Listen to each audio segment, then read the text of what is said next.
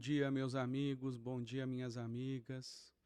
Hoje nós vamos dar continuidade aqui a essa importante abordagem sobre essa questão tão preocupante no mundo de hoje, que é esse uso totalmente indiscriminado dessa droga chamada ayahuasca. Hoje nós vamos passar aqui por vários pontos para que vocês possam entender melhor os estragos que essa droga pode fazer, já está fazendo em milhões, talvez dezenas, talvez centenas de milhões de pessoas no mundo inteiro, com danos que podem ser completamente irreversíveis, mesmo a partir de um único uso. Vai depender da maior má sorte ou da maior boa sorte da pessoa, se ela vai ter um dano irreversível ou não, já desde o primeiro uso que ela pode fazer dessa droga. E com certeza o uso contínuo vai gerar cada vez mais danos e ou eles vão demorar muito para serem revertidos ou eles não vão ser reversíveis. Muito bem, meus amigos, para que a gente entenda melhor essa questão da ayahuasca, a gente vai precisar tratar de como as ciências espirituais, de todas as antigas tradições, de todos os povos e culturas dominantes aí na humanidade, trataram as questões psíquicas do ser humano. E as questões psíquicas do ser humano, por esses povos, nunca foram tratadas como questões psíquicas. Foram sempre tratadas como questões ligadas a fenômenos de atuação de seres espirituais que atuam na alma humana. Eu tenho feito aí vários podcasts falando sobre os desvios da psicologia e explicando como Freud e Jung trouxeram terríveis contribuições para o desenvolvimento da vida humana, para o desenvolvimento do pensamento humano, desviando completamente a nossa ciência para um caminho de ciência materialista e se esquecendo de todos os antigos ensinamentos, de todas as antigas tradições. O ocultismo, como palavra mais familiar para todos vocês, o ocultismo durante milênios tratou desses fenômenos que são fenômenos na alma do ser humano. E aí Freud e Jung vão subverter esse termo psique que se referia à alma para falar simplesmente de algo que é não corpóreo no ser humano. Existe o somático, que é o corpo físico, e existe o psicossomático, que é esse corpo da psique. Mas eles vão negar a existência de qualquer ser espiritual atuando nesses fenômenos da psique. Porque desde o princípio, a nossa ciência materialista, que pode ser chamada de cientificismo, porque é uma ciência com total misticismo, ela não traz nada de verdadeiro a respeito da realidade, todas as suas teorias não são comprovadas, no máximo a gente observa sintomas ou fenômenos da natureza nas diferentes áreas, aí, física, química, biologia, sintomas nas questões de saúde do ser humano, dos animais, nada disso, meus amigos, é comprovado.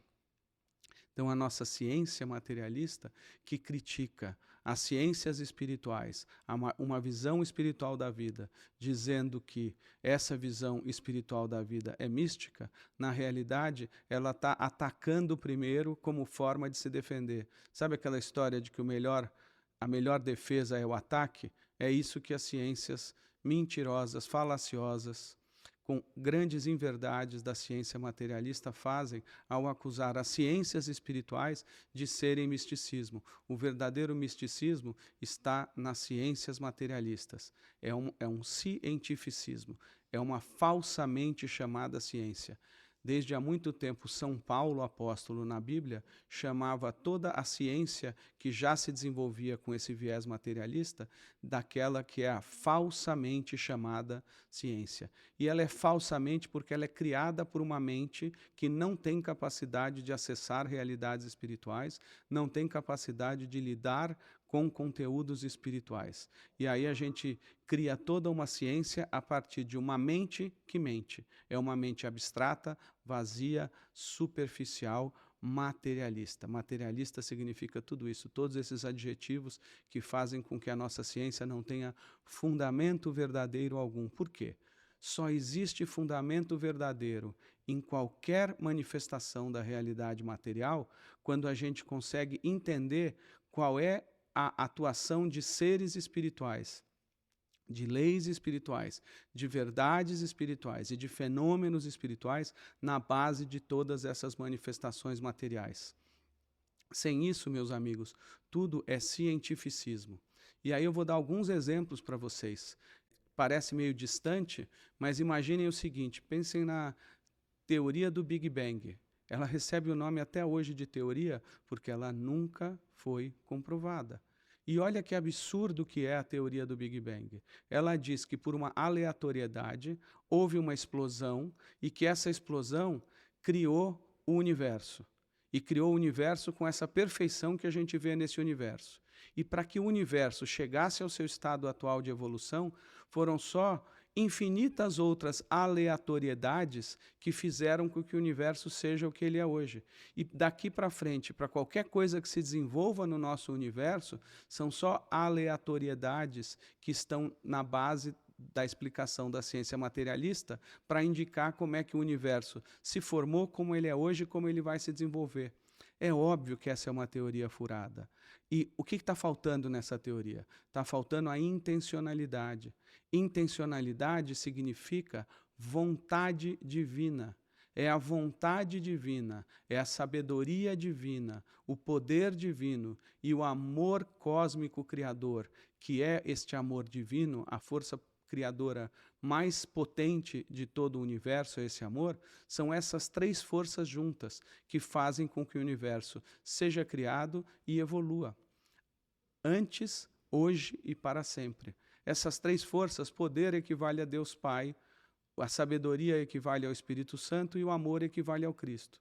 Então, a nossa ciência moderna esquece de tudo isso. Há uma disputa antiga entre os criacionistas, que veem na Bíblia esse aspecto de Deus criando tudo, e todos os cientistas materialistas do mundo de hoje.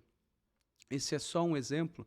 Nós vamos ter horas e horas em várias diferentes séries de podcasts, este ano ainda, tratando de todos os desvios da ciência materialista, na física, na química, na biologia, na medicina, na farmacologia e até na história, na geografia, em todas as áreas da vida, onde essa ciência materialista se desenvolveu. Ela se desenvolveu a partir de algo que não tem fundamento real, porque se esquece a origem divina de tudo na vida humana e no universo. Meus amigos, então, a psicologia não foge a isso. A psicologia, ela se esqueceu de tudo aquilo que era trazido pelos povos antigos, pelo ocultismo dos povos antigos, pelo esoterismo dos povos antigos. Esotérico quer dizer aquilo que vem de dentro, aquilo que está dentro. É um esotérico com S, enquanto exotérico com X se refere a tudo aquilo que está fora. A nossa ciência materialista, ela só observa aquilo que está fora.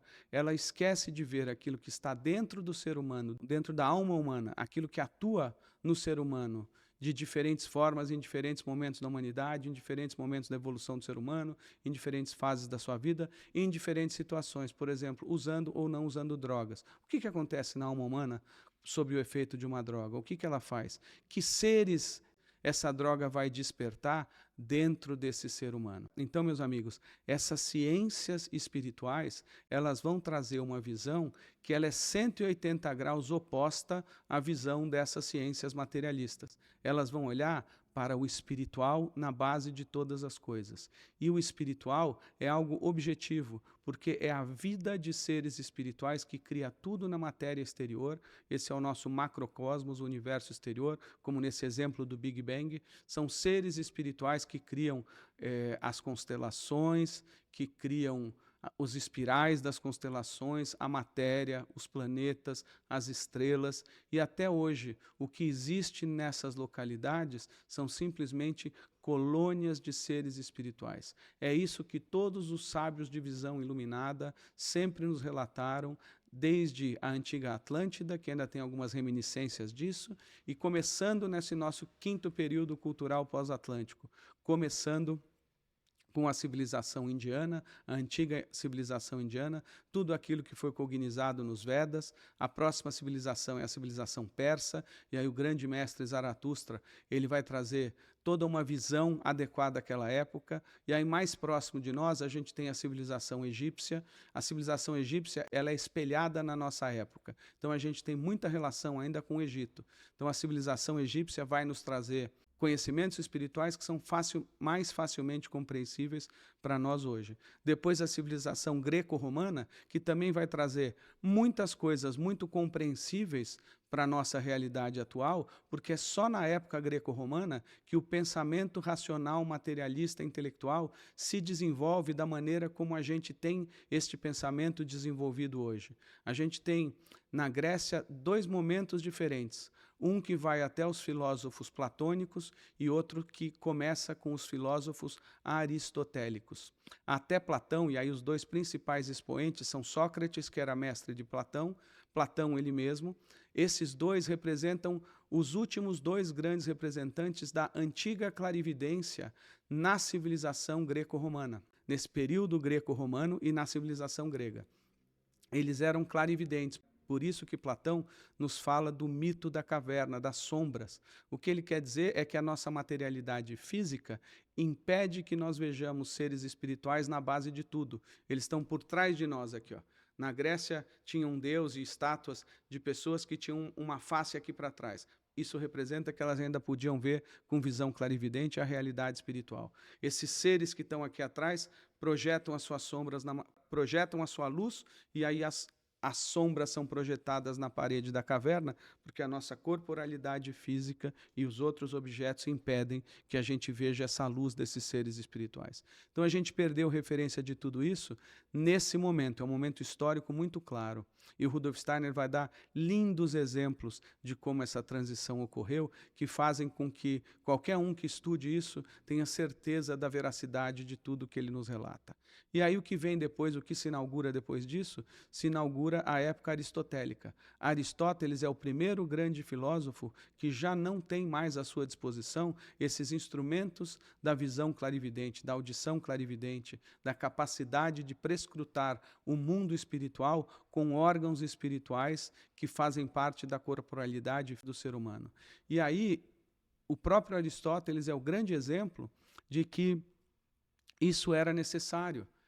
Nada é aleatório, tudo tem uma intencionalidade divina. Então, faz parte da intencionalidade divina, da vontade divina, que a antiga clarividência se atrofiasse, deixasse de existir, não fosse mais um instrumento disponível para o ser humano, porque se isso não ocorresse, o desenvolvimento das nossas capacidades racionais e intelectuais, da forma de pensar moderna, pensar sobre as coisas do mundo exterior, sobre a nossa realidade material, o conhecimento das coisas materiais desse mundo nunca poderia ter ocorrido. E aí, meus amigos, embora isso fosse necessário, há um momento em que uma nova onda tem que vir, um novo movimento tem que vir.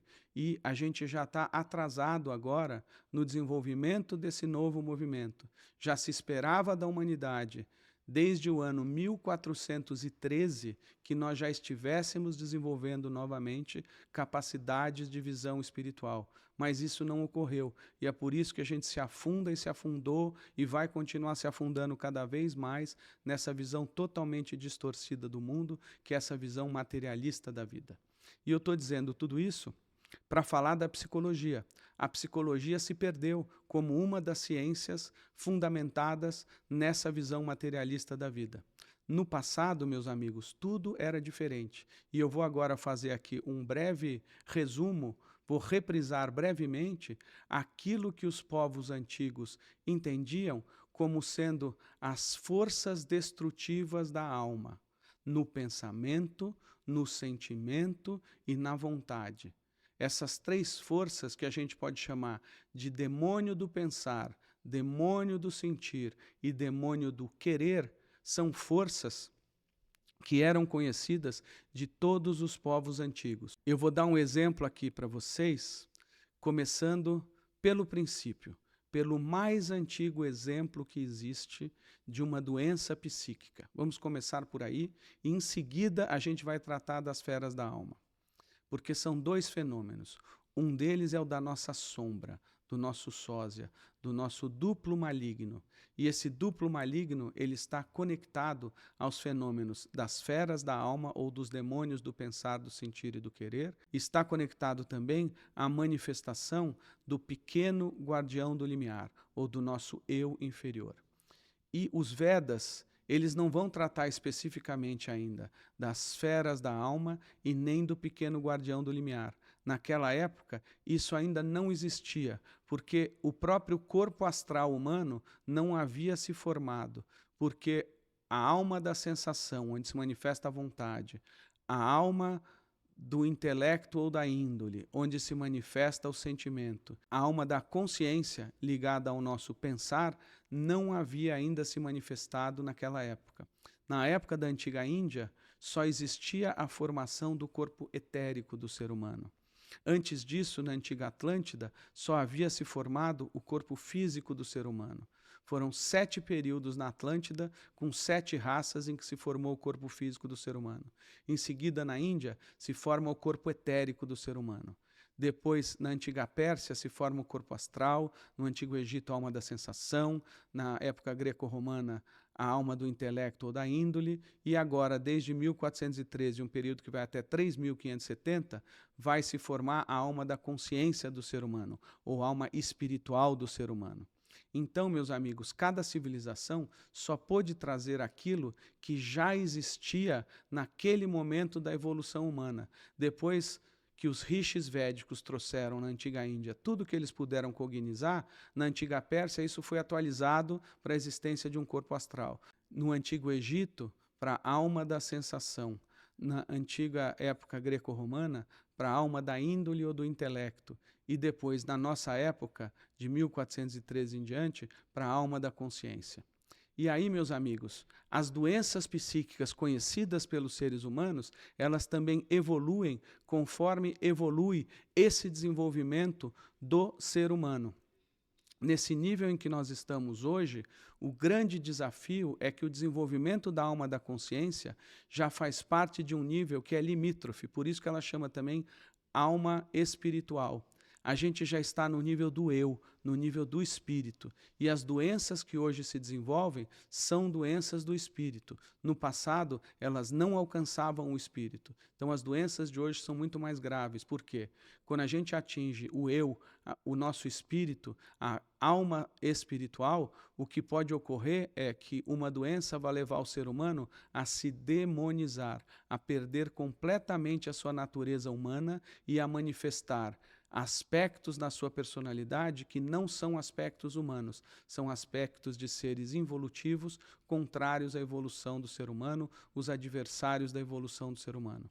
E aí, voltando para o princípio na antiga Índia não existia isso ainda. O que existia só era a manifestação desse mesmo desequilíbrio, onde o primeiro nível desses seres adversários que se manifestava no ser humano. Ali, esses seres se manifestavam no corpo etérico. E aí a gente tem a história narrada no Ramayana de Sita e Rama, o rei Ram e a sua amada consorte, alma gêmea, a princesa Sita. Naquela época, meus amigos, ambos viviam em perfeita harmonia, até que um demônio de nome Ravana rapta Sita e a leva para o seu esconderijo, para o seu palácio, para o seu reino malévolo. Este relato histórico, ele é também um relato daquilo que acontece no ser humano quando há o que se chama de dissociação da personalidade, dissociação das forças da alma. Então, o primeiro nível de doença psíquica que é conhecido pelas culturas antigas na humanidade é esse em que o pensar, representado pelo rei Rama, se dissocia do sentir, representado pela princesa Sita. Aquilo que é mais elevado como intelectualidade, como pensamento, que é manifesto aqui no cérebro do ser humano, se dissocia daquilo que é manifesto no coração. Rama representa o cérebro e Sita representa o coração. E isso ficou escondido durante muito tempo do conhecimento do homem moderno.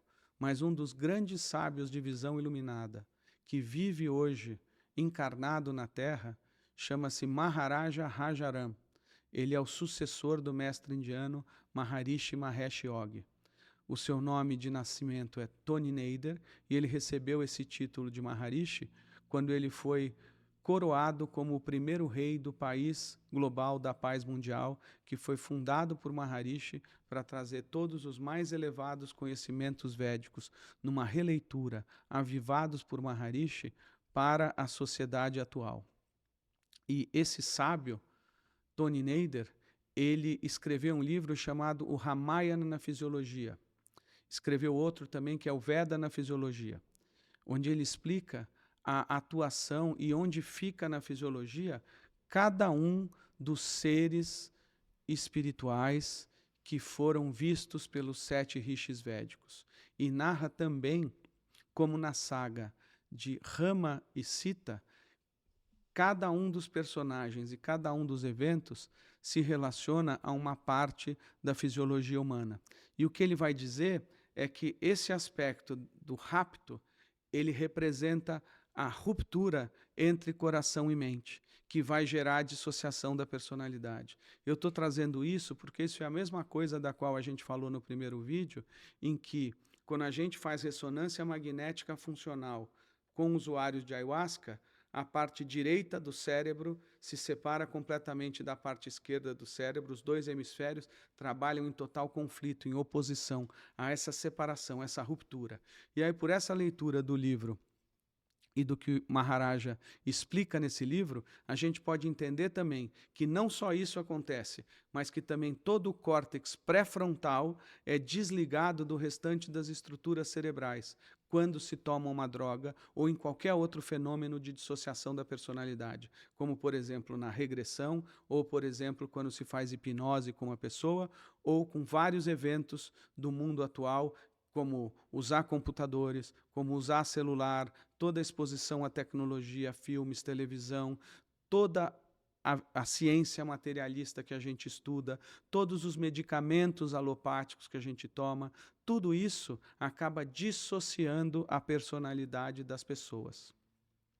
E aí a gente vai ver no livro do Maharaja que essa parte aqui do córtex pré-frontal representa efetivamente o Rei Rama na fisiologia, que é, na linguagem cristã, o Espírito Santo, Cristo, todas as mais elevadas manifestações das hierarquias espirituais estão aqui no córtex pré-frontal. E a nossa ciência moderna já sabe que, quando você tem perda do córtex pré-frontal, você tem os casos de demência. E várias de todas as doenças psíquicas, elas se relacionam a uma má função do córtex pré-frontal, mesmo que não haja, como no caso das demências, uma perda dessa massa encefálica na frente no córtex pré-frontal. Então, esse córtex pré-frontal ele vai representar a rama. E aqui atrás, o nosso cerebelo ele vai representar o coração no nosso cérebro. O coração ele tem um espelhamento na nossa estrutura do sistema nervoso central, aqui no cerebelo. E aí, o que ocorre é que, quando há essa ruptura dos hemisférios, há também uma ruptura de toda a conexão do córtex pré-frontal com o cerebelo. E aí, o que acontece?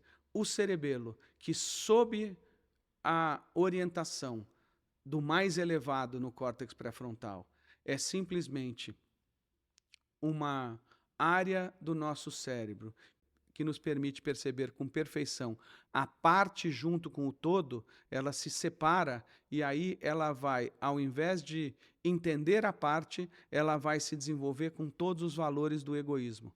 Tudo aquilo que era visto como parte de um todo é visto separado, porque o nosso coração ele ficou separado do nosso pensamento. E aí, nessa separação, nem pensamento funcionam adequadamente, nem o nosso coração funcionam adequadamente. Isso é o que se chama de dissociação. Então, esse fenômeno da dissociação da personalidade, ele vem desde lá de trás dessa cultura védica, e isso foi reavivado, foi trazido de novo para nós, por exemplo, através dessa obra do Maharaja Rajaram.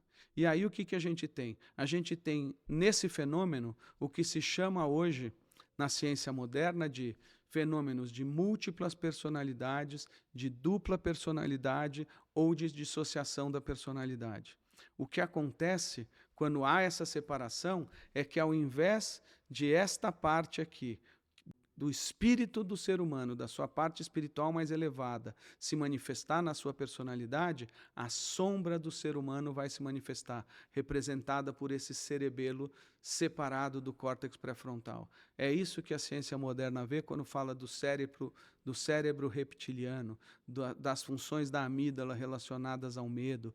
Todas essas coisas são estruturas que ficam no cerebelo e só se manifestam na sua negatividade quando existe uma ruptura entre o cerebelo e o córtex pré-frontal. Todas essas estruturas, elas atuam de uma forma perfeita, onde todos os valores da parte estão conectados com o todo, quando existe uma sintonia perfeita entre o córtex pré-frontal e essas áreas aqui atrás. Quando essa conexão é quebrada, tudo aquilo que eram os valores da especificidade se transformam em valores do egoísmo. Aquilo que era visto como parte de um todo, mas mantinha os seus valores específicos, agora separado do todo, se manifesta como todas as formas de egoísmo. E esse egoísmo é um veneno que existe aqui no nosso coração. E o cerebelo está relacionado, então, ao coração, e essa separação representa um coração envenenado. E aí, quando esse coração está envenenado, as piores coisas se manifestam na personalidade do ser humano. Nessa cultura védica, era a sombra. Existem relatos de Sita, nesse momento em que ela está separada de Ram, em que Sita é a Sita Maya, Sita da ilusão, não é a verdadeira Sita. Essa é a maneira como os Vedas vão chamar o que depois foi chamado de duplo maligno, de sósia, de sombra, todas as outras nomenclaturas que vieram depois. Doppelganger, que é aquele que anda junto com o ser humano, sendo o seu gêmeo, o seu duplo ou o seu gêmeo maligno. Então, Sita maligna foi chamada de Sita Maya. E aí são diversas histórias, cada uma trazendo um aspecto nessa saga. Um deles é o que traz esse conceito de Sita Maya. Então, a primeira doença psíquica conhecida na humanidade é essa da dissociação da personalidade, em que uma outra força toma conta da personalidade do ser humano e que não é a força do seu próprio espírito. Aquilo que é negativo toma conta, ocupando o lugar daquilo que era positivo como manifestação do espírito na personalidade humana. E isso aconteceu como primeira doença, porque isso é um fenômeno que se manifesta no corpo etérico do ser humano. E naquela época houve a formação do corpo etérico. Não existiam os outros 3 níveis que já existem hoje, onde esse mesmo fenômeno ele vai se manifestar como os demônios do pensar, do sentir e do querer, as 3 esferas da alma. O que são, então, essas 3 esferas da alma? E aí eu já vou pular dessa época da antiga Índia para a época do Egito. As pirâmides, elas eram representadas com 3 cabeças diferentes de animais. Uma mesma pirâmide com 3 cabeças, ou cada pirâmide com uma cabeça diferente aí de animal, ou um corpo diferente de animal, melhor dizendo. Alguma manifestação zoomórfica. Existem partes de animais que estão nas pirâmides. E há pirâmides que são representadas com 3 animais, ou então só com um daqueles animais. Mas o total é a manifestação sempre de 3 animais diferentes nas pirâmides. O que são esses 3 animais? São as 3 esferas da alma que foram ali trazidas por aqueles homens que ainda tinham visão clarividente no Antigo Egito. Depois a gente tem, no lugar dessas 3 esferas da alma, na civilização greco-romana, no lugar da representação da pirâmide, a gente vai ter os Cérberos. Essa é a principal representação que vem até hoje, e eu usei como exemplo esses Cérberos num podcast uma série de podcasts, a gente tem 2 pelo menos já gravados, falando só sobre as esferas da alma. Esse Cérberos, ele é o cão de 3 cabeças que fica à porta do Hades. E aí eu explico ali que o Cérberos, ele é primo de um outro demônio, ele é irmão de um outro demônio, ele é filho de outros 2 demônios, e todos eles representam de diferentes formas esses atributos desses 3 demônios da alma, dessas 3 esferas da alma. São as esferas do pensar, do sentir e do querer. E além dos Cérberos, o mais famoso deles para nós é a quimera. A quimera também é um animal de 3 cabeças e às vezes, além da cabeça dos 3 animais, você tem a cabeça de um dragão, representando algo que veio depois, que é o dragão entrando dentro da alma humana também. O dragão que foi jogado do céu por Micael não está aqui visível materialmente, porque ele não foi jogado para o mundo material, ele foi jogado para dentro da alma humana. Então, todos esses seres, eles simplesmente representam coisas que vivem interiormente no ser humano. Então, vamos lá, meus amigos, esses foram grandes parênteses aí introdutórios para chegar nesse ponto de que aquilo que hoje a antroposofia entende como os 3 demônios da alma ou as 3 feras da alma são coisas que eram conhecidas de todos os povos no passado. E todos os povos do passado, eles traziam a mesma função para esses 3 seres. Pense na pirâmide, conheça-te ou te devoro. Pense no que Platão falava, conheça-te a ti mesmo. Pense depois no que Cérberos falava. Cérberos dizia, se você ousar atravessar o meu limiar, eu vou te destruir.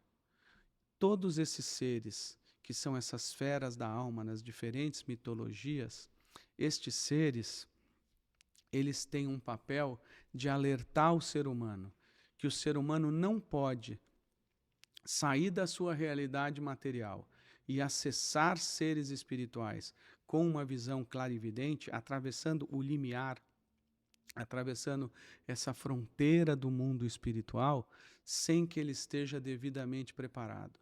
Esses seres são seres que servem para nos avisar, para nos alertar. Aonde eles estão, eles são seres que não são totalmente malignos. Eles têm uma função, que é a função de alertar. Essas feras da alma, a antroposofia vai nos explicar, são acompanhadas por um ser que é o pequeno guardião do limiar. Esse ser se apresenta como uma figura horrenda para o ser humano, para assustá-lo, mas o papel de assustá-lo é dizer o seguinte: olhe para mim, isso o guardião diz para o ser humano, olhe para mim. Todas essas minhas deformidades, que você vê como se fossem deformidades físicas, são deformidades que existem na realidade na tua alma. Eu sou o ser que habita na tua alma. Se você entrar no mundo espiritual com todo esse seu karma, com todo esse mal que se manifesta em você, você vai ser destruído aqui do outro lado. Então pare, não entre aqui. Eu estou mostrando a minha forma para você, para te proteger de que você inadvertidamente atravesse aqui para o lado de cá. E se você atravessar, são esses seres que estão aqui comigo, essas feras da alma, os Cérberos, na mitologia grega, que vão te destruir. A esfinge, na mitologia egípcia, que vão te destruir. Na antroposofia, esses seres vão se manifestar de uma forma ainda muito mais clara do que se manifestaram em todas essas mitologias. A antroposofia é algo muito superior em termos de conhecimento e é algo trazido de forma racional para a mentalidade do homem atual. No passado, as imagens bastavam para que o ser humano compreendesse tudo, porque ele ainda tinha algum grau de clarividência e de inspiração para entender as coisas. Hoje em dia, a gente tem que entender com a mente racional. E aí, o Rudolf Steiner, ele criou um segundo movimento, uma segunda iniciativa, que é a Escola Superior da Ciência do Espírito. Nessa escola, as primeiras aulas são todas sobre os animais da alma, sobre essas feras da alma, em que cada um desses seres se apresenta para o ser humano com um nível muito maior de detalhe do que eles se apresentavam nas antigas mitologias. Então, a fera do pensar,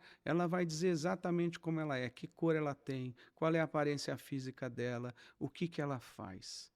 Ela diz que ela é a contra-imagem maligna. Ela é o duplo demoníaco do pensamento humano.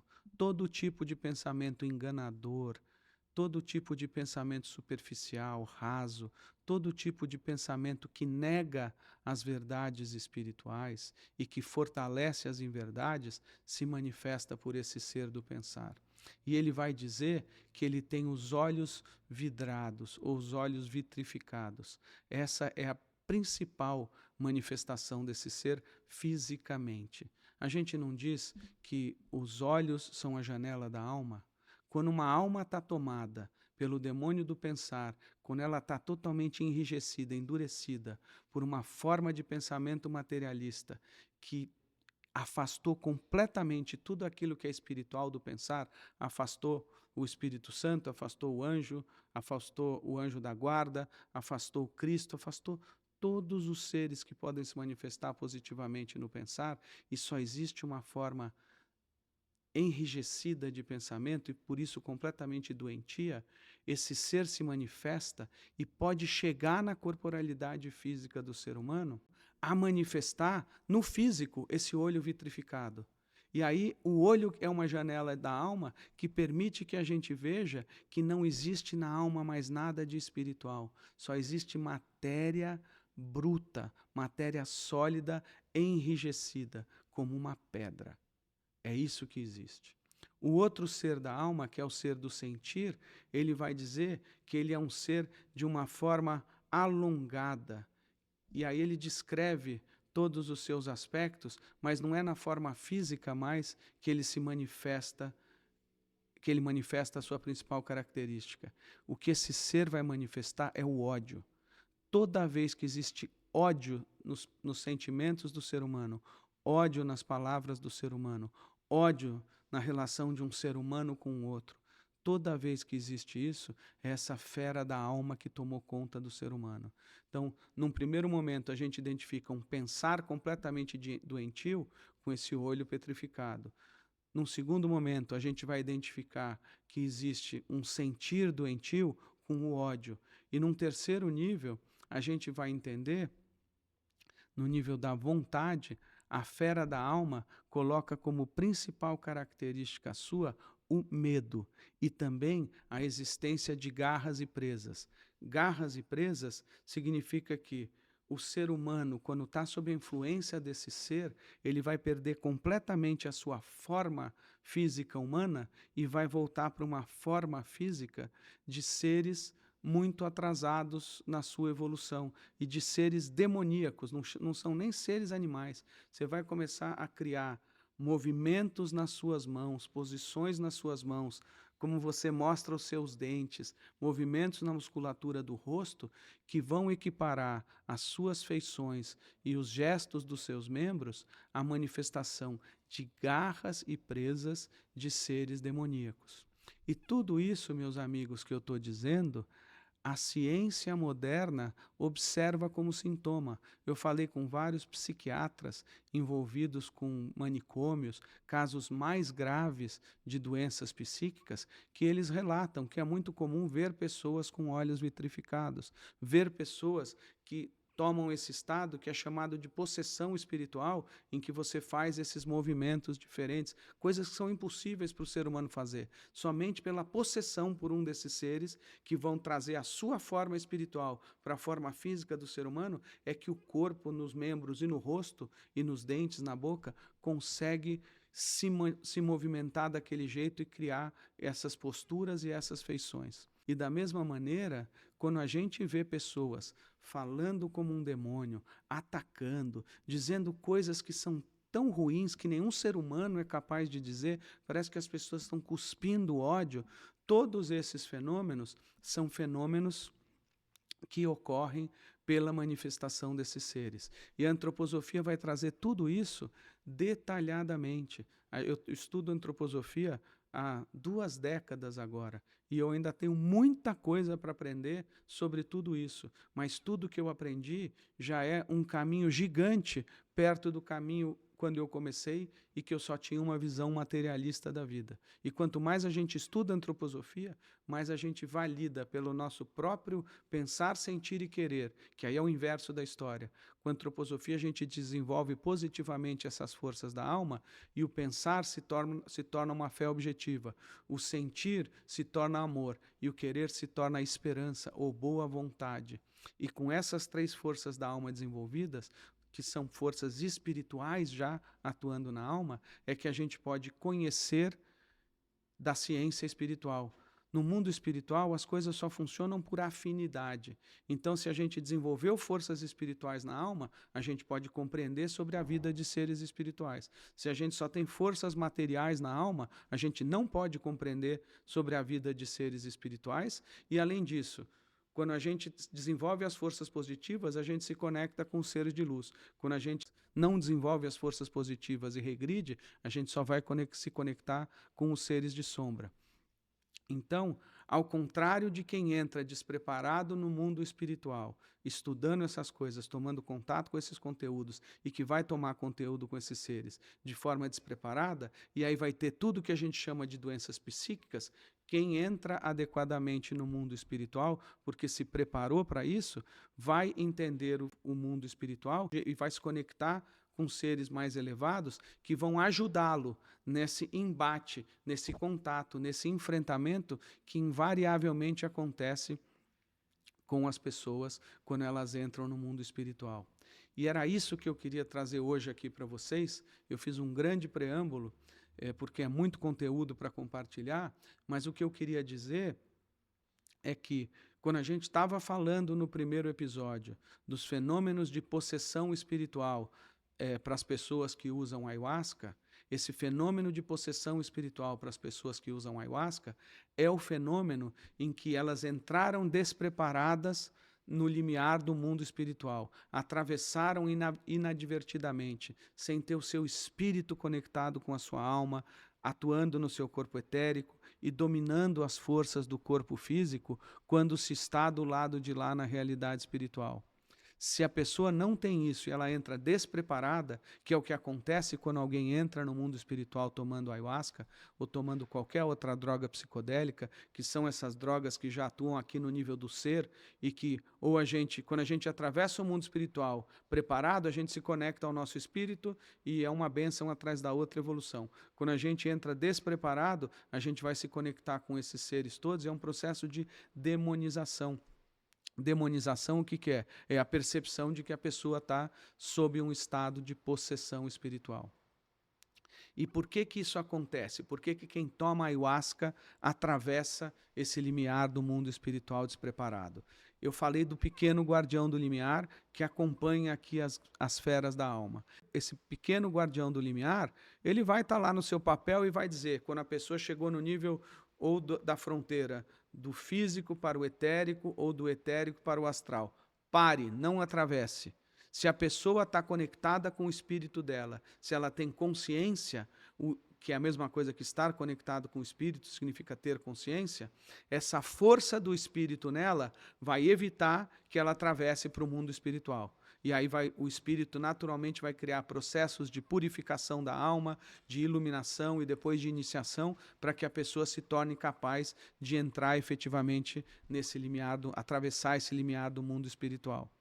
Só que essa força do espírito deixa de existir quando a gente toma uma droga. A gente viu no primeiro episódio que quando a gente toma ayahuasca, o espírito é expulso. Há uma separação. Fica o espírito e a alma de um lado, o corpo etérico e o corpo físico do outro. O espírito não pode mais atuar eficientemente aqui nesses outros níveis como ele atuava antes. Com essa expulsão do espírito, essa advertência do pequeno guardião do limiar não pode ser atendida pela consciência da pessoa.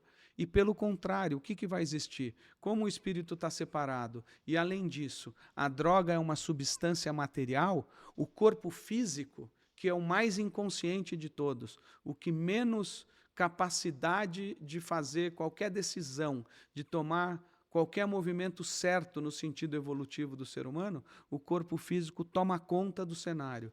E como é que ele toma conta? Com um processo de intoxicação pela droga. Quando o corpo físico está intoxicado pela droga da ayahuasca, ele simplesmente atravessa o limiar do mundo espiritual como o romper de uma barragem, de uma hidrelétrica ou de um lago, rompe e vai destruindo tudo que tem pela frente, vai entrando, vai alagando tudo. Essa toxicidade que existe no corpo físico faz com que prevaleça sobre a sabedoria do espírito, sobre o poder do espírito, sobre a alma ou sobre o corpo etérico, aonde existem esses dois níveis de limiar, nada disso mais pode atuar e entra com toda a força o corpo físico tomando o lugar do espírito. Aquilo que é material é oposto àquilo que é espiritual, ou na linguagem cristã, aquilo que é carnal se opõe ao espírito. Essa força do material toma lugar da sabedoria do espírito e aí a gente entra nesse limiar do mundo espiritual despreparado. O que acontece quando a gente entra despreparado? Estas forças da alma, do pensar, do sentir e do querer, em desequilíbrio, que só poderiam ser iluminadas pela força do nosso espírito, quando a gente atravessa esse limiar, no momento em que o nosso ego e o nosso espírito já estão bastante unidos, e aí a gente pode experimentar com a nossa mente de vigília, com a nossa mente consciente, aquilo que existe do lado de lá do mundo espiritual. O ego representa essa mente de vigília, essa mente consciente, representa isso. Quando a gente atravessa para o outro lado, sem essa devida preparação, sem essa conexão com o espírito, o que acontece é que esses seres vão tomar conta de toda a nossa experiência. E o que significa isso? Que eles vão destruir o nosso eu, vão destruir, então, toda a nossa consciência, vão destruir a nossa capacidade pensante, vão destruir os nossos sentimentos, vão destruir a nossa vontade. Eles vão atuar nesses níveis da alma não de forma construtiva, mas de forma completamente destrutiva. E é isso que as pessoas que tomam ayahuasca podem experimentar nos casos mais graves. E aqui eu quis trazer de cima para baixo aquilo que é mais grave, assim como a dissociação da personalidade é a mãe de todas as doenças psíquicas, é aquilo de mais grave que pode acontecer no ser humano. Uma segunda personalidade tomar conta, ou múltiplas segunda, terceira, quarta e quinta personalidades tomarem conta, ou uma ou cada uma dessas personalidades ser veículo para que diferentes tipos de demônios tomem conta da personalidade da pessoa, atuem sobre a sua corporalidade física e façam com que ela haja sem nenhuma consciência, essa é a pior coisa que pode acontecer. E, em paralelo a isso, a pior coisa que pode acontecer com quem toma a ayahuasca é esse fenômeno de dissociação da personalidade que ocorre num processo em que essas feras da alma tomam conta da personalidade do ser humano. Nas ciências espirituais, esse fenômeno é chamado de uma iniciação mal-sucedida. Uma iniciação bem-sucedida é aquela em que o ego humano, conectado ao seu espírito, entram no mundo espiritual e a luz do espírito ilumina todos esses seres e ajuda que o ser humano possa discernir daquilo que são os seres de sombra e aquilo que são os seres de luz. Essas duas coisas ficam claramente iluminadas e, portanto, discerníveis pelo ser humano quando a luz do seu espírito atua na sua alma, no seu corpo etérico e no seu ego. Quando o ser humano entra sem essa conexão com o espírito, mas com essa conexão completamente sombria do que eu chamei de o demônio da ayahuasca, do elemental que existe nessa planta da ayahuasca, o fenômeno que ocorre é uma iniciação mal-sucedida. E aí tudo o que ele vai enxergar na realidade espiritual vai ser enganador. Ele vai enxergar tudo ao contrário do que é. Existe uma obra do Rudolf Steiner chamada O Oriente à Luz do Ocidente, The East in the Light of the West, em que ele vai falar que quem passa por esse processo pode chegar a ter um fenômeno que é um aborto espiritual. O que ele diz no The East in the Light of the West é que a pessoa que ela entra no mundo espiritual e tem uma iniciação mal sucedida, como nesse exemplo, ela vai passar a agir ao contrário do que todas as leis espirituais determinam. Ou seja, ao invés dela ter processos e ações evolutivas, ela vai tomar todo tipo de ação involutiva. Ela vai, ao invés de agir como seres espirituais de luz, ela vai começar a agir como se fosse um demônio, ao contrário do que todas as leis espirituais mandam fazer.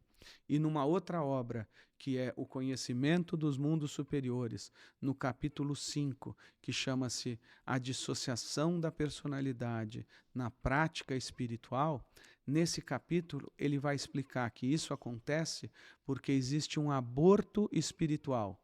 As forças que estavam se formando na alma e no corpo etérico, e no corpo astral e no corpo etérico, para que nascesse na alma humana um espírito, para que o espírito nascesse na alma humana como o filho do homem, na linguagem da Bíblia, para que esse ser espiritual nascesse no ser humano, assim como São Paulo diz que a humanidade ela está vivendo as dores de parto. Há várias referências nas culturas antigas sobre essa conexão do espírito com a alma, gerando um novo ser na alma humana.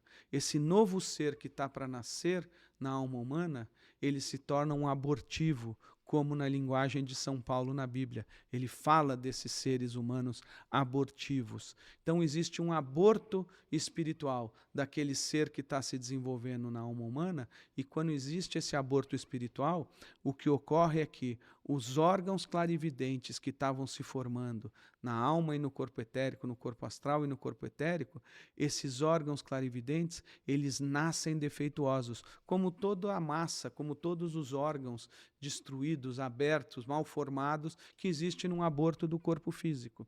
E quando esses órgãos clarividentes mal formados, eles são o único instrumento para que esse ser humano que entrou despreparado na iniciação mal sucedida enxergue os seres espirituais, o que o Steiner vai dizer é que até mesmo o anjo da guarda da pessoa vai ser visto como um ser demoníaco que o está atacando.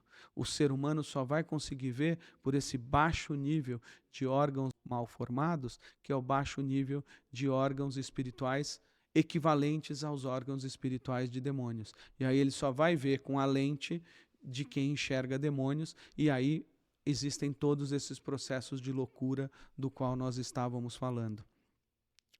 Em que o ser humano passa a agir de forma contrária a todas as leis da natureza. E esse processo abortivo que existe é o que ocorre no uso da ayahuasca. As pessoas que vão e nunca mais voltam, as pessoas que, eu vou dizer que no mínimo 50% das pessoas que tomam ayahuasca, se não 70, 80, 90, é que depende só da gradação, elas vão mudar de personalidade. Todos esses processos de mudança de personalidade, de transformação dela ir e nunca mais voltar, de nunca mais ser a mesma, tem a ver na sua gradação com o grau de desenvolvimento que eles já tinham espiritualmente e aquilo que foi abortado pelo uso da droga e as consequências maiores ou menores desse aborto. Quanto mais avançada a pessoa estava no desenvolvimento espiritual dela, mais negativo é esse movimento abortivo. Quanto menos avançada ela estava, menos negativo ele é do ponto de vista dessa loucura total. Mas, do ponto de vista de quem está no começo da sua jornada, a troca do espírito pela sombra existe em 100% dos casos, em alguma gradação, nas pessoas que usam ayahuasca. Só não vão ter esse problema aqueles que não tiveram uma iniciação mal sucedida. Então, quando eu digo 100% dos casos, 100% dos casos da iniciação mal sucedida. Algum fenômeno vai acontecer de substituição daquilo que era a luz na alma das pessoas por aquilo que era a sombra na alma das pessoas. E aí, como consequência de tudo isso, abre-se uma porta para que todo tipo de ser espiritual negativo se manifeste na consciência das pessoas. Então, meus amigos, era isso que eu queria trazer hoje, num segundo passo dessas nossas conversas, desses nossos episódios de podcast sobre esse fenômeno da ayahuasca. A ayahuasca, ela gera fenômenos de iniciações mal sucedidas que geram de abortivos espirituais e que geram fenômenos em que a sombra pode tomar conta da personalidade da pessoa. E nesses processos, tanto o demônio do pensar, quanto o demônio do sentir, quanto o demônio do querer pode tomar conta das pessoas. E aí é impressionante como o usuário da ayahuasca, ele enxerga a realidade ao contrário do que tem que ser. Exatamente como eu disse aqui. As leis espirituais todas, elas vão ser deturpadas ou vão ser violadas de forma que a pessoa que passou por uma iniciação mal sucedida, ela haja em contrário a todas as leis espirituais. E aí, uma das coisas que vai acontecer é que as pessoas vão dizer o seguinte: as pessoas, ela tomou ayahuasca, ela teve isso, porque você sabe, né? Não vai sair da pessoa nada que já não está dentro dela. O que saiu dela, esse demônio que saiu dentro dela, já estava dentro dela. Isso é o inverso da realidade. Porque o que as pessoas não sabem é que todo mundo tem esses demônios dentro da alma. Tem a sombra, tem o demônio do pensar, o sentir e o querer, tem o dragão, tem o pequeno guardião do limiar, tem esse sósia, esse duplo maligno, tudo está na alma. Então, se a gente toma uma droga, o natural é que isso venha à tona.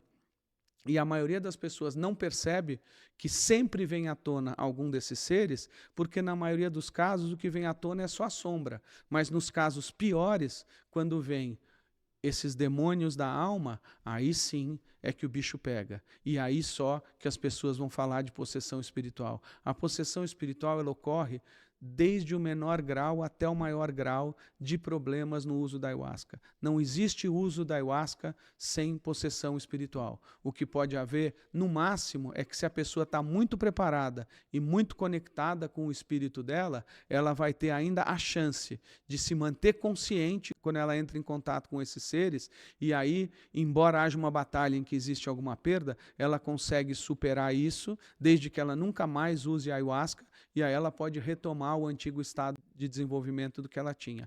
Aí foi uma iniciação, que são casos raríssimos, conduzidos aí pelo Espírito para quem já estava nesse processo. Eu vou narrar para vocês, num outro episódio, um exemplo de como isso acontece, de que essa conexão com o Espírito pode ajudar a vencer uma batalha. Mas isso é exceção da exceção da exceção. Ninguém deve tomar essa droga em hipótese alguma. E aí, além desse movimento em que as pessoas vão dizer que é normal, que ela que já estava possuída, ela que já tinha demônios, quer dizer, a culpa não é da ayahuasca, a culpa era do que estava dentro da pessoa. Mas se todo mundo tem, então a culpa só pode ser da ayahuasca, porque a ayahuasca, o que ela fez foi que o acesso inadequado àquilo que já estava dentro, antes de uma preparação adequada, é que desce o problema. O problema está sempre na ayahuasca, não tem nada a ver com o que todo mundo tem dentro e que vem à tona, que é uma grande falácia desse pessoal do movimento ayahuasqueiro para explicar esses fenômenos de possessão espiritual. Quando dá mal, a culpa nunca é da ayahuasca, a culpa é da pessoa que tomou a droga, porque ela é que já era um demônio. Grande bobagem. Muito bem, meus amigos. E aí a outra coisa que acontece com quem está tomando ayahuasca e que é de novo uma inversão da aplicação correta das leis espirituais, e um outro fenômeno onde a gente vê a inversão dessas leis espirituais é que quando qualquer pessoa vai falar com o usuário de ayahuasca sobre o aspecto negativo da ayahuasca, ela simplesmente não consegue entender isso. Eu já tive dezenas e dezenas de conversas com usuários de ayahuasca e eu procuro ser sempre muito amoroso nessas conversas, explicar, ser didático. Eu percebo que de 10 coisas que eu estou falando para a pessoa que são um indicativo do porquê que ela não deve usar ayahuasca, do porquê que a ayahuasca faz mal e tudo que a gente vem falando aqui, tudo aquilo que eu falo é interpretado por elas como se eu tivesse de alguma forma falando algo de bom sobre a ayahuasca. A pessoa está tão embotada na sua consciência. Esse elemental da ayahuasca, esse demônio da ayahuasca já tomou tanto conta da consciência da pessoa que o seu pensar, o seu sentir e o seu querer fogem completamente de um correto juízo da realidade, de uma correta percepção da realidade. E a pessoa simplesmente não consegue processar nada que fale contra a ayahuasca. Não entra na cabeça dela. Ela tem um capacete aqui, ó, de forças espirituais negativas que impedem qualquer tipo de cognição que faça com que ela acorde para a realidade de que a ayahuasca é ruim. Não entra, tem uma barreira que não permite entrar no pensamento, que não permite que essa pessoa tenha qualquer sentimento ruim em relação à ayahuasca e que essa pessoa tome qualquer ato de vontade seu, com livre-arbítrio, com controle seu, para largar essa droga. Não existe mais isso, porque esses seres espirituais que tomaram conta desses níveis de constituição dela se tornam uma barreira para a própria percepção dela da realidade. Ela vê o mundo a partir da lente da ayahuasca, não é mais o espírito dela que está no controle, e a consciência vem do espírito. Então, qualquer coisa que a gente fale para essas pessoas nunca vai chegar à consciência delas. Quem vai tomar conta e quem é que vai receber tudo que a gente fala vai ser o próprio elemental da ayahuasca que tomou conta completamente da consciência da pessoa ou parcialmente da consciência da pessoa, e ela simplesmente não consegue absorver isso. Nada que seja falado contra atinge mais a pessoa. Isso é impressionante. Isso não é só da ayahuasca, isso vale para qualquer droga. Por quê? No lugar do coração, no lugar onde no coração humano deveria habitar o espírito, existe agora esse ser dessa droga. Esse ser dessa droga se tornou o Deus das pessoas. E na ayahuasca é a maneira mais fácil de ver isso, porque eles consideram efetivamente a ayahuasca uma divindade, a medicina sagrada, isso e aquilo, e um monte de outras coisas. Tomou o lugar de Deus no coração das pessoas e elas não conseguem perceber nada que seja negativo em relação à ayahuasca. E esse, meus amigos, é um dos grandes problemas com qualquer usuário de droga. É muito difícil tirar qualquer um do vício, porque nada que seja tentado com ele tem efeito, porque na consciência dele vive esse ser e esse ser da droga, e esse ser da droga tomou conta dele.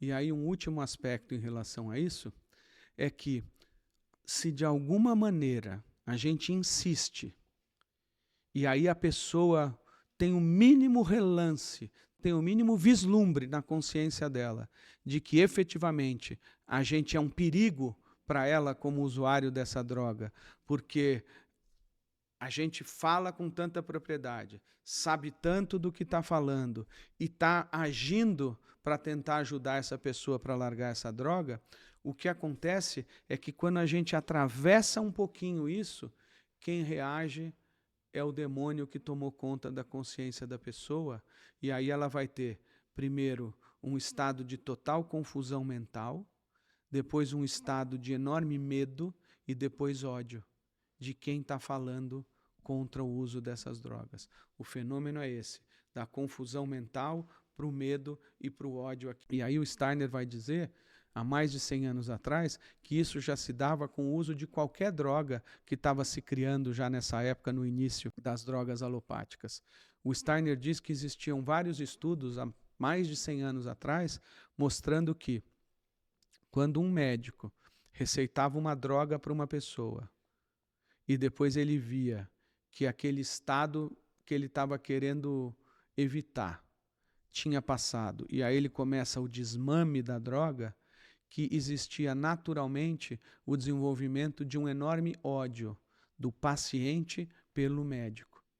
Esse ódio do paciente pelo médico é algo que é gerado por esses seres que habitam na alma humana. O medo da pessoa não poder mais ter acesso à droga, e essa droga para ela é tudo, porque uma vez que ela tem algum problema, que ela não consegue experimentar felicidade no corpo dela, não consegue experimentar os estados naturais mais elevados no corpo físico, no corpo etérico e na alma, porque há algum problema nesses 3 níveis, ou em algum desses 3 níveis, ou na conexão do espírito com algum desses 3 níveis, são as hipóteses todas, para que a pessoa não consiga estar feliz no seu próprio corpo, não consiga estar em paz, ter harmonia, quer dizer, todos os estados de depressão, todos os estados de ansiedade, todos os estados de pânico, de medo, tudo aquilo que a gente vê como pano de fundo e sintoma das diferentes patologias, como elas são classificadas hoje, quando o ser humano não consegue sair desses estados sem a droga, ele fica num total desespero de pensar que ele vai ter o desmame ou que ele não vai mais poder acessar essa droga. E é esse o grande pano de fundo também para essa questão da ayahuasca. A gente vai ver que todo esse debate sobre ayahuasca, sobre drogas em qualquer nível, vamos falar do álcool, vamos falar da cannabis, vamos falar de drogas alopáticas, qualquer coisa que a gente fale de droga, essas drogas de festa rave, MDMA, ácido, êxtase, todas essas coisas. Toda vez que há qualquer movimento para que seja coibido o uso das drogas, o medo em algum momento vai gerar um enorme ódio. E, meus amigos, isso é uma infelicidade. Isso gera uma guerra. E isso, meus amigos, é o que a gente vê, principalmente o medo, hoje dentro desses movimentos que usam essas drogas. Eles morrem de medo que essas drogas sejam proibidas, que eles não possam mais ter o acesso. Eles morrem de medo de ir presos porque estão usando a droga, porque a droga é a principal coisa da vida deles. Como é que algo tão bom pode ser punido? Como é que algo tão bom, o uso de algo tão bom pode ser considerado um crime? Tudo isso vem desse total controle desses seres espirituais na alma das pessoas, na consciência das pessoas, no seu corpo etérico, no seu corpo físico, quando elas são usuários dessas drogas. E aí, num segundo momento, a gente vai ter o que existe no mundo inteiro.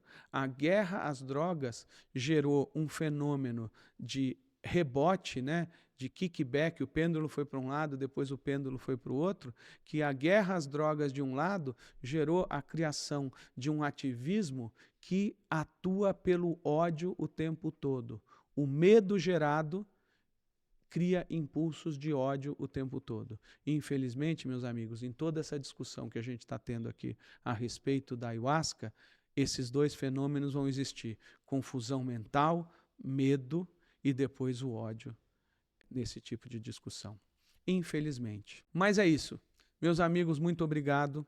E a gente volta para falar sobre esse tema da ayahuasca recorrentemente aí esse ano todo em diferentes podcasts. Muito obrigado.